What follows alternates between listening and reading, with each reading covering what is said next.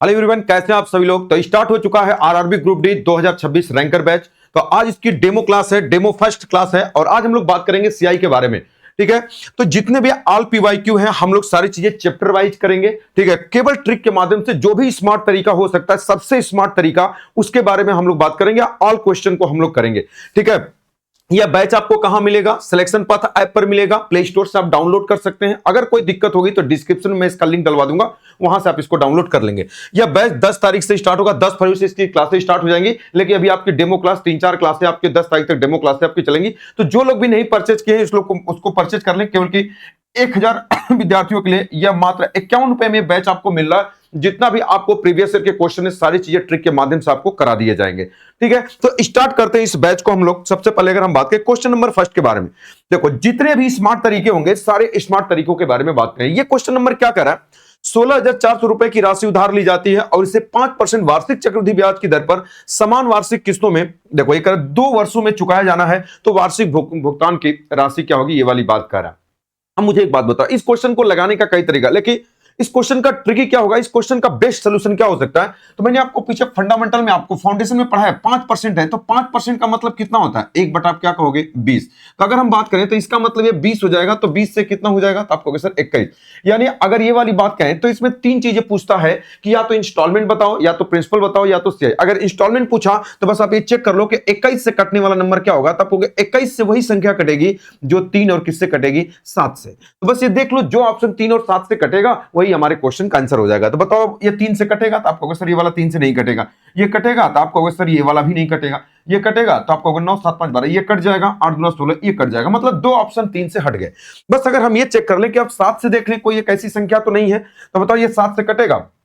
7 इकाई 7, ये वाला 7 से नहीं कटेगा। 7 इकाई 7, 1 7 दूना 14 हो जाएगा और 4 7 6 ये वाला कटेगा। यानी आपके क्वेश्चन का आंसर कौन सा हो जाएगा? Option number D correct answer हो जाएगा। क्या ये वाली बात समझ गए? पहली वाली बात, तो इसमें 2-3 चीजें होती है। एक होता है प्रिंसिपल, ध्यान से समझना, एक होता है प्रिंसिपल, एक होता है इंस्टॉलमेंट और एक होता है सीआई। अगर कभी भी अगर ऐसा क्वेश्चन अगर आपके एग्जाम में आता है तो कभी भी अगर ये वाली बात पूछेगा इंस्टॉलमेंट क्या होगा, तो बस इसी से कटने वाला नंबर, यानी आप 21 के पावर 1 चेक कर लोगे। अगर कभी भी ये, अगर मान लो 2 ऑप्शन मिल जाता है 21 से कटने वाला, मान लीजिए अगर ए वाला भी कटता है तो कैसे चेक करोगे? फिर 21 के पावर 2 से चेक कर लोगे, तो आपका दूसरा आंसर मिल जाएगा। नहीं मिलता तो फिर 21 के पावर 3 से चेक कर लोगे। इस तरीके से अगर प्रिंसिपल पूछेगा तो इन दोनों को जोड़ लो, कितना हो जाएगा? तो आपको 41। 41 से कटने वाला नंबर चेक कर सकते हो। प्रिंसिपल पूछेगा तो 41 से। लेकिन अभी सीआई भी पूछता है तो सीआई कैसे करोगे? जैसे अगर हम बात करें 5%, 5% का मतलब क्या? 1 बटा 20। तो बस आप नीचे वाले नंबर में 3 का गुणा करो, 20 से कितना होगा? 60। तो ऊपर जितना है उसका 2 गुना जोड़ दो, तो 20 से 60 और 2 कितना हो जाएगा? 62। यानी ये जो सीआई होगा आपके 62 से कटने वाला नंबर होगा। तो इतनी सारी चीजें समझे कि अगर आपसे इंस्टॉलमेंट पूछा, हो सकता है प्रिंसिपल पूछेगा, इंस्टॉलमेंट पूछेगा, सीआई पूछेगा, तो ऐसे आप कटने वाले नंबर से क्या करोगे? चेक कर लोगे। लगाने का तरीका तो आपको पता ही है कि जब क्वेश्चन अगर वैसे आएंगे तो हम लोग लगाने का तरीका आपको पता है। ये जो बेस्ट तरीका है वो मैं आपको बता रहा हूं। जैसे देखो, एग्जामिनर क्या करता है ना कि एग्जाम में जब क्वेश्चन आपको देता है तो कुछ जानने के लिए देता है। वो आपको बेवकूफ बनाने के लिए नहीं देता, फंसाने के लिए नहीं देता, वो आपसे कुछ जानने के लिए देता है। बात समझ गए?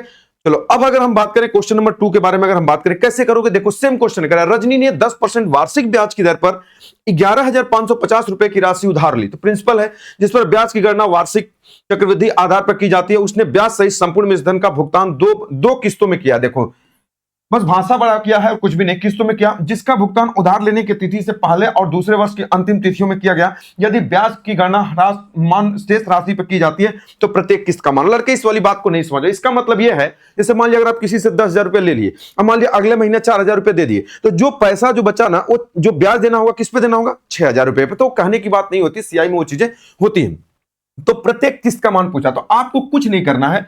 बस मैंने क्या बोला कि अगर ये रेट कितना है? 10%। देखो 10% की वैल्यू क्या होती है? तो आप कहोगे सर 1 बटा 10। तो मैंने आपको क्या बताया कि अगर ये 10 होगा तो 10 से कितना हो जाएगा? 11।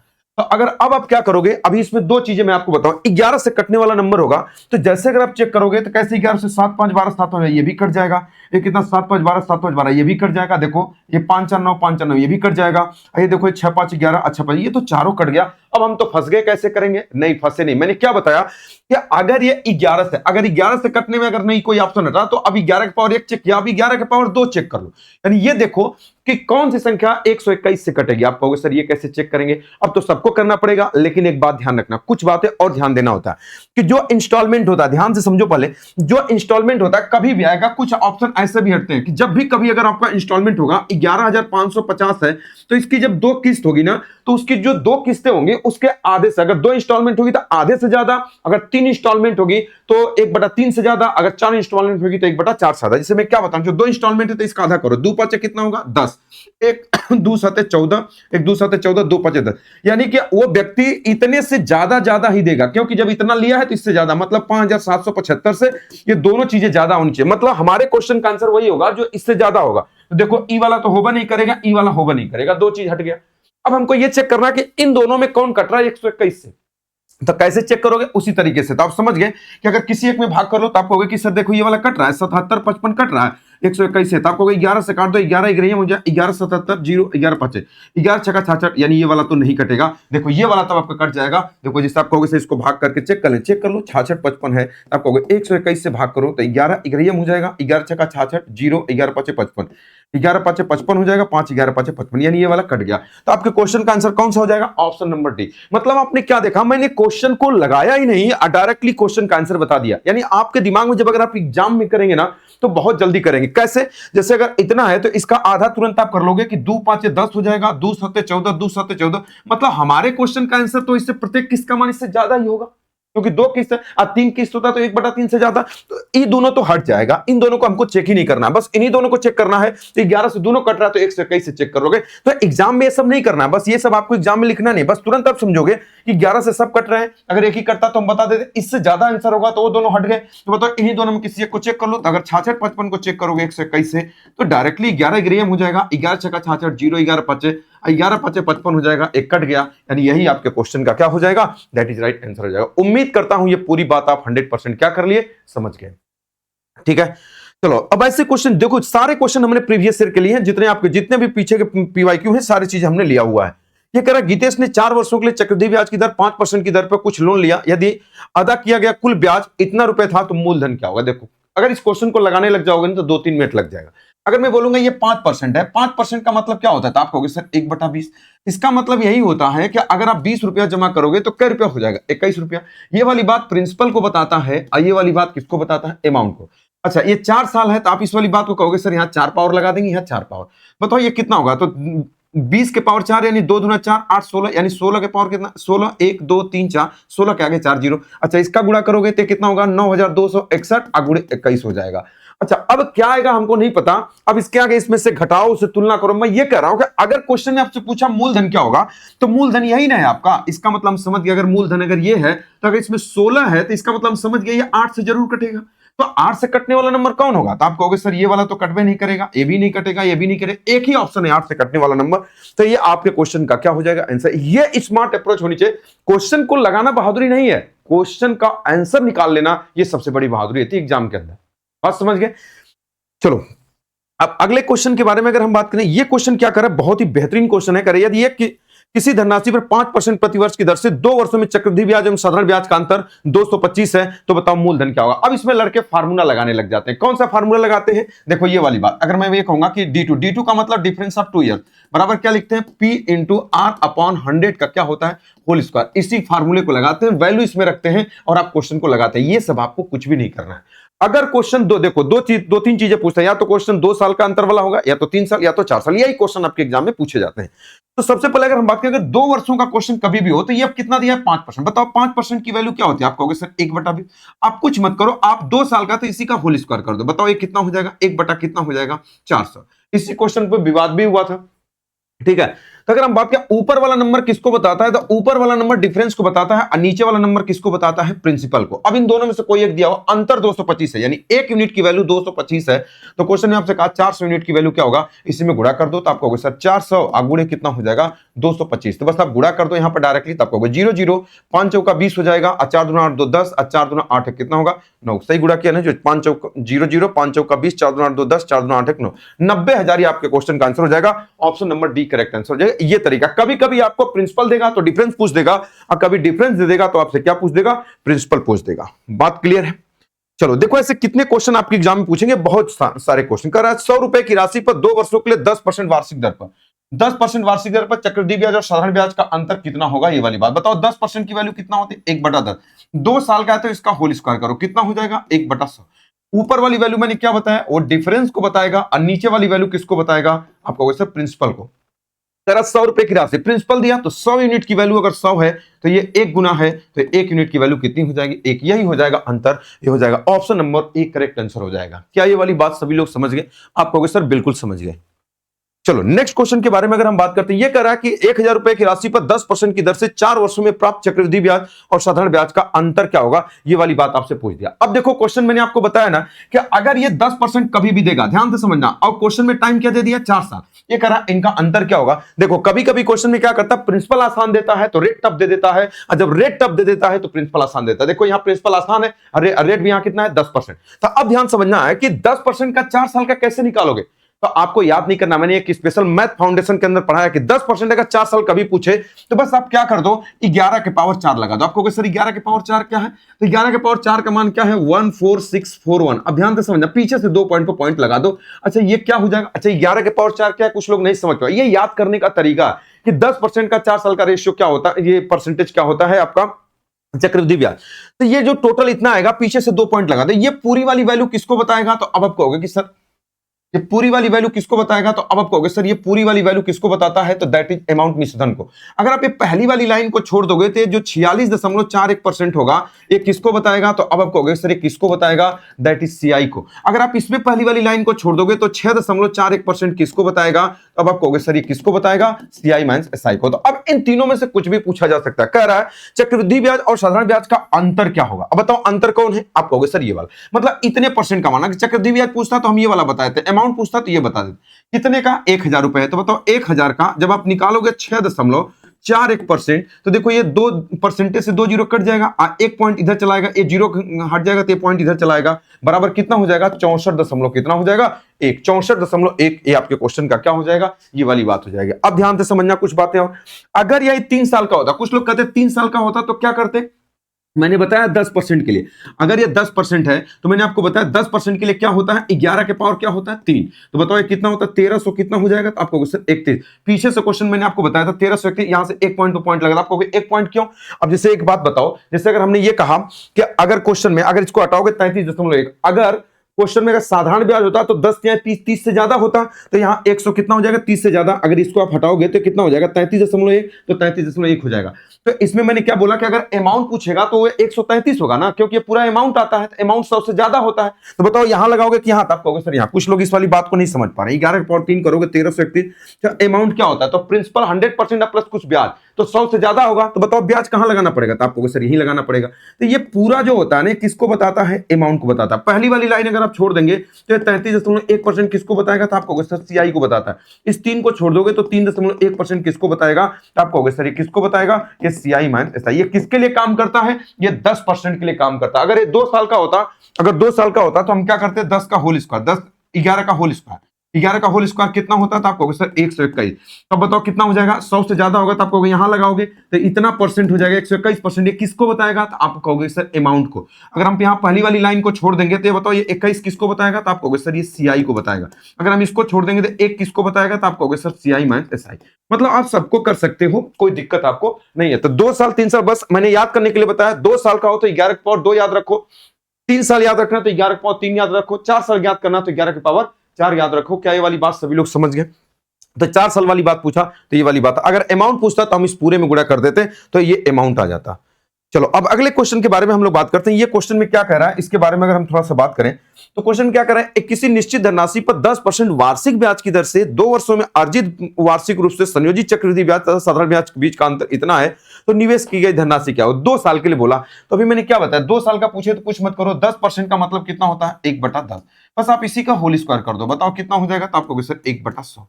जब 1/100 दर से 2 वर्षों में अर्जित वार्षिक रूप से संयोजित चक्रवृद्धि ब्याज और साधारण ब्याज के बीच का अंतर इतना, मतलब 1 यूनिट की वैल्यू दिया है, ऊपर वाला अंतर होता तो 1 यूनिट की वैल्यू 197 दशमलव कितना है 2, तो 100 यूनिट की वैल्यू पूछेगा, 100 का गुणा करो, तो जब 100 का गुणा करोगे तो 1 जीरो तो हट जाएगा, इसको खत्म करने में 19/7 2 हो जाएगा, 1 जीरो बढ़ जाएगा तो 19/7 20 हो जाएगा आपके क्वेश्चन का आंसर। 19/7 20 डी नंबर आपके क्वेश्चन का क्या हो जाएगा, आंसर हो जाएगा। क्या ये वाली बात सभी लोग समझेंगे? ये तरीका आपका होना चाहिए क्वेश्चन को सॉल्व कर। ये सारी चीजें मैंने मैथ फाउंडेशन के अंदर आपको पढ़ा रखा है, ठीक है। ये जितने भी स्मार्ट तरीके आपको बता रहा हूं मैथ स्पेशल के अंदर मैंने आपको पूरे तरीके से अच्छे से आपको पढ़ाया।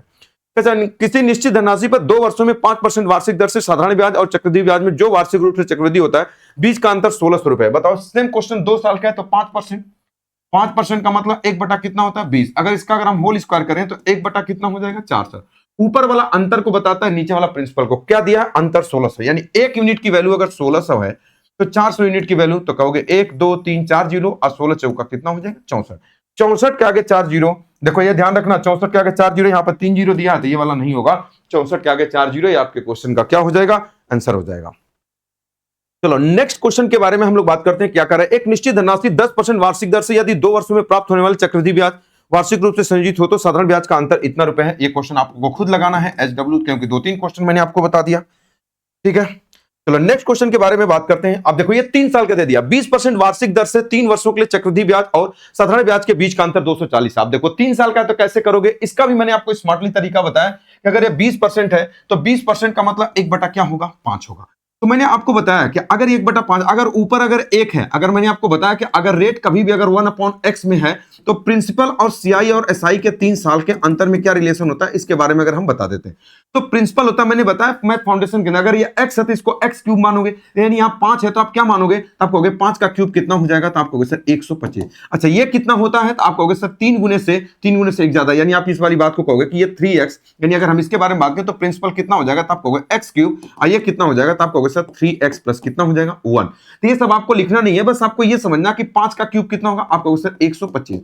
अब 5 3 15, 1 कितना हो जाएगा 16। तो ये वाली बात, कुछ भी इनमें से दोनों दे सकता है। साधारण ब्याज के बीच का अंतर 240 है, इसका मतलब कि अगर 16 यूनिट की वैल्यू अगर 240 है, बताओ 1 यूनिट की वैल्यू 16 इकाई 16, अब बचा कितना 8, 16 5 80, बस 15 का इसमें गुणा कर दो, 15 का गुणा करोगे लास्ट में 5 आएगा, सब में दिया गुणा कर लो, 15 5 75, 7 15 दूना 30, 7 37, बचा 3, 15 इकाई 15 और 3 कितना हो जाएगा 18, यही होगा ना 1875 आपके क्वेश्चन का आंसर हो जाएगा, ऑप्शन नंबर 1 करेक्ट आंसर हो जाएगा। ये इसका बेस्ट तरीका, इस तरीके से आपको क्वेश्चन लगाना है। अब ये नहीं कि बस फार्मूला आप D3 वाला आप लगा रहे हो कि D3 बराबर यहां पर P इंटू R अपॉन 100 का whole square into 300 plus R बटे क्या हो जाएगा 100।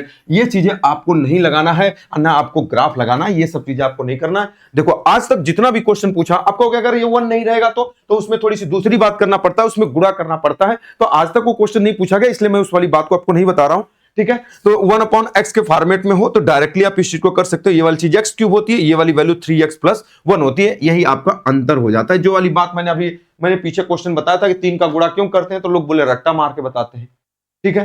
तो भैया एग्जाम के अंदर कितना जल्दी आप कर पा रहे हैं ये इंपॉर्टेंट है। क्वेश्चन लगाना बहादुरी लगा के क्या करेंगे बताइए, जीतता वो है, जीतता वो नहीं है जो दौड़ता है, जीतता वो है जो सबसे तेज दौड़ता है। आप समझ गए। चलो अब इसके बारे में हम बात करते हैं, नेक्स्ट क्वेश्चन के बारे में बात करते हैं। ये क्वेश्चन क्या है, तेरा ब्याज की गणना वार्षिक चक्रवृद्धि आधार पर करने पर 55,800 रुपए के एक भाग को 20% वार्षिक चक्रवृद्धि ब्याज की दर पर 2 वर्षों के लिए योजना में निवेशित किया जाता है और शेष राशि को 20% वार्षिक साधारण ब्याज की दर पर 4 वर्षों के लिए योजना बी में निवेशित किया जाता है। दोनों योजनाओं में समान ब्याज प्राप्त होता है तो योजना ए में कितनी राशि निवेशित की गई, ये वाली बात आपसे पूछा। कुछ नहीं, क्वेश्चन में ये कह रहा कि एक योजना ए है और एक योजना बी है। जो ए वाली योजना है उसको चक्रवृद्धि ब्याज पर रखा गया और जो बी वाली योजना है उसको किस पे रखा गया, साधारण ब्याज पर। मतलब एक योजना को रखा गया CI पर और एक योजना को कैसे रखा गया भाई, SI पर। तो अब कह रहा है ब्याज की गणना वार्षिक चक्रवृद्धि ब्याज की दर पर इतने रुपए को 58,500 रुपए को, यानी अगर हम ये वाली बात कहें कि टोटल पैसा कितना है तो अब आप कहोगे सर ये 58,500, 55,800 है। ये कह रहा है कि ये 55,800 रुपए। अब इसी में कह रहा है कि कुछ पैसा ए में, कुछ पैसा ए में दिया गया, कुछ पैसा ए में दिया गया। अच्छा कितना दिया गया और कुछ पैसा किस में दिया गया, तो आप कहोगे सर कंपनी बी में। यही वाली बात कहा गया।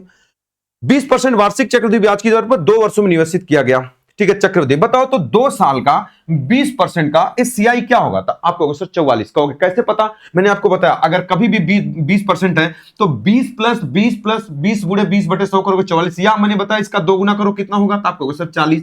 अब प्लस इसका होल स्क्वायर, पहले मैंने बोला इसका 2 गुना करो, इसका होल स्क्वायर कितना होगा? 400। अब पीछे से 2 पॉइंट लगाओ, कितना हो जाएगा? That is 44%। यानी इसका जो पैसा होगा वो कितना होगा? That is 44। मतलब ए में 44% ब्याज मिलेगा। अब फिर करें निवेशित ए में किया जाता है और शेष राशि को 20% वार्षिक साधारण ब्याज की दर पर 4 वर्षों के लिए बी में किया जाता है। तो हर साल का साधारण ब्याज बराबर होता है, तो एक साल का 20% तो 4 साल का कितना होगा? 80%। यानी यहां से जो ब्याज मिलेगा ये 80% मिलेगा। यही कहा कि ये दोनों वाली बातें आपस में क्या है? बराबर है। करें ए में कितनी धनराशि निवेशित की गई, बस ए का मान निकाल दो। देखो ये परसेंटेज से परसेंटेज कट जाएगा, अब ये 4 से कट जाएगा, तब कहोगे सर 4 से काट दोगे तो 11 हो जाएगा और 4 से काट दोगे तो कितना होगा? 20।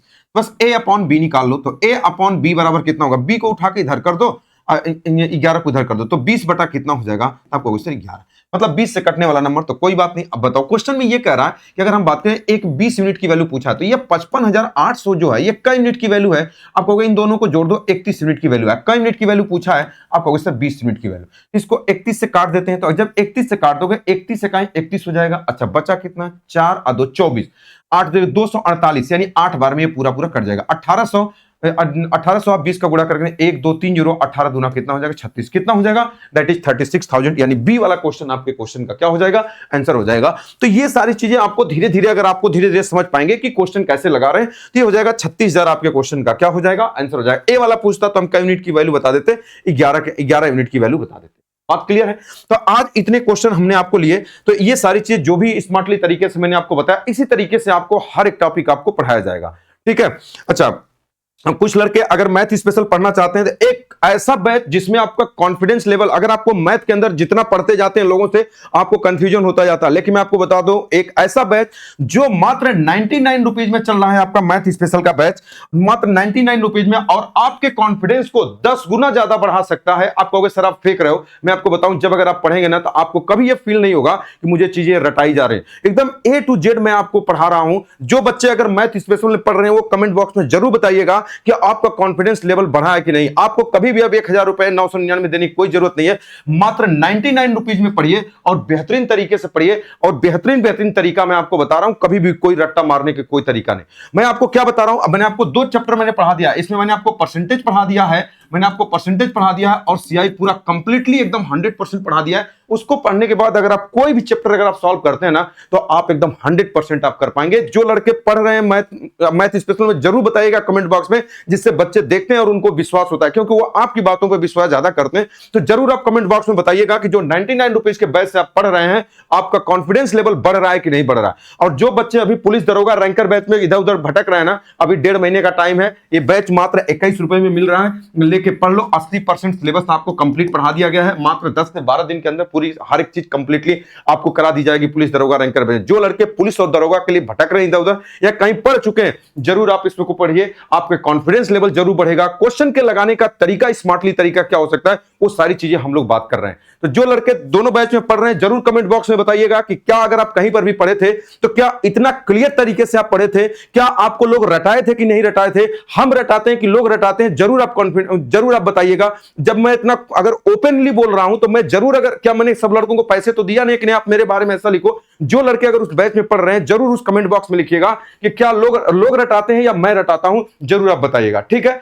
तो जो लड़के भी अगर आप आरआरबी अगर एनटीपीसी की तैयारी करना चाहते हैं इस बैच को ज्वाइन कर लें। मात्र 51 रुपए में आपको हर एक चीज पढ़ाया जाएगा, जिससे पुलिस दरोगा रैंकर बैच में लोग बोलते थे कि क्या पढ़ाएंगे 11 रुपए में 21 रुपए में, पढ़ा करके दिखा दिया गया। 80% सिलेबस पूरा कंप्लीट करा दिया गया। मात्र 10 से 12 दिन के अंदर हर एक चीज आपको कंप्लीटली आपको करा दिया जाएगा।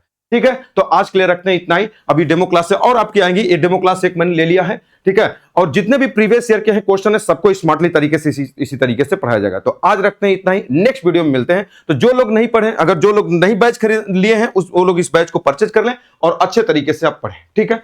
नेक्स्ट वीडियो में मिलते हैं नए कॉन्सेप्ट के साथ। Okay, all the best.